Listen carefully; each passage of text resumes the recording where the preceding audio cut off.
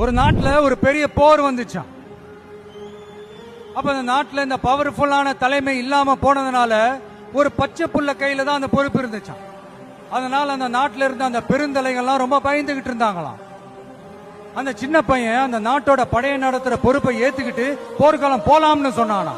அப்ப அந்த பெருந்தலைகள்லாம், எப்பா நீயே சின்ன பையன், இது பெரிய போர்க்களம்பா, அங்க பவர்ஃபுல்லான நிறைய எதிரிகள்லாம் இருப்பாங்கப்பா, களத்துல அவங்களை சந்திக்கிறதெல்லாம் சாதாரணமான விஷயம் இல்லப்பா, சொன்னா கேளுப்பா, இது விளையாட்டு இல்ல, நீ பாட்டுக்கு குடுகுடுன்னு ஓடி விளையாடிட்டு திரும்ப குடுகுடுன்னு வீட்டுக்கு ஓடி வர்றதுக்கு, போர்னா படையை நடத்தணும், அதை விட முக்கியம் அத்தனை எதிரிகளையும் சமாளிச்சு போர்ல தாக்கு பிடிக்கணும், அதுக்கு மேல முக்கியம் அந்த போர்ல ஜெயிக்கணும், உனக்கு யாரோ கூட்டோ துணையோ இல்லாம நீ எப்படிப்பா அந்த போரை நடத்துவ, எப்படி ஜெயிப்ப அப்படின்னு எல்லா பெருந்தலைகளையும் கேட்டப்போ எந்த பதிலும் சொல்லாம போருக்கு தனியா தன் படையோட போன அந்த பாண்டிய வம்சத்தை சேர்ந்த அந்த பையன் என்ன செஞ்சான்னு சங்க இலக்கியத்துல ரொம்ப நல்லா தெளிவா சொல்லியிருக்காங்க.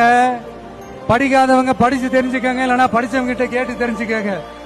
ஆனா கெட்ட பையன் சார் அந்த சின்ன பையன்.